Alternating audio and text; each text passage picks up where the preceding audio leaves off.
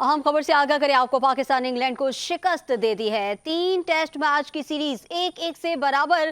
पाकिस्तान ने दूसरे टेस्ट में इंग्लैंड को 152 रन से हरा दिया। आपको अहम खबर दे रहे हैं। मुल्तान में जारी टेस्ट मैच में आज दूसरा टेस्ट मैच था और पाकिस्तान ने इंग्लैंड को शिकस्त दे दी है। 3 टेस्ट मैच की सीरीज 1-1 से बराबर। पाकिस्तान ने दूसरे टेस्ट में इंग्लैंड को 152 रन से हरा दिया। आसिफ खान ने हमें ज्वाइन किया है, मजीद हम उनसे जानेंगे।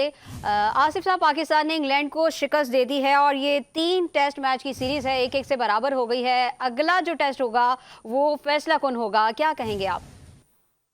यकीनन फैसला कौन टेस्ट होगा। 3 टेस्ट मैचेस की ये सीरीज है। पहला पाकिस्तान हार गया था, तो पाकिस्तान ने ऐसा क्या किया जो जीत गया? आप अगर ये जानना चाहें मुझसे जी तो उस जरूर। पर बात दिलचस्प होगी बात इस पर, क्योंकि पाकिस्तान ने ऐसा क्या किया था कि दूसरा मैच भी उसी पिच उसी पिच पर हुआ है जहां पहला मैच हुआ था। तो दूसरे मैच के लिए पिच को इतना ज्यादा रफ कर दिया था पाकिस्तान की इंतजामिया ने, पिच को भी और उसके स्क्वायर जो होता है उसको भी। उससे गेंद न सिर्फ स्पिन हुआ बल्कि फास्ट बॉलर्स को मदद मिली रिवर्स स्विंग में। तो स्पिन पाकिस्तान का स्पिन अटैक बहुत अच्छा है। साजिद खान जिन्होंने सबसे ज्यादा विकेट इसमें लिए, नुमान अली दूसरे स्पिनर हैं। तीसरे स्पिनर पाकिस्तान के जाहिद महमूद थे, चौथे आगा सलमान थे।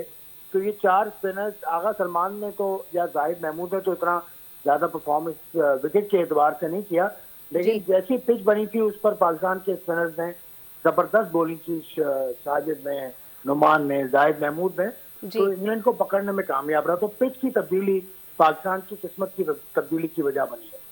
तो मतलब पाकिस्तान की परफॉर्मेंस वैसी ही है, पिच की तब्दीली की वजह से ये हमें जो कामयाबी मिली है। बहुत शुक्रिया आसिफ साहब, आपने हमें तफसीलात से आगाह किया।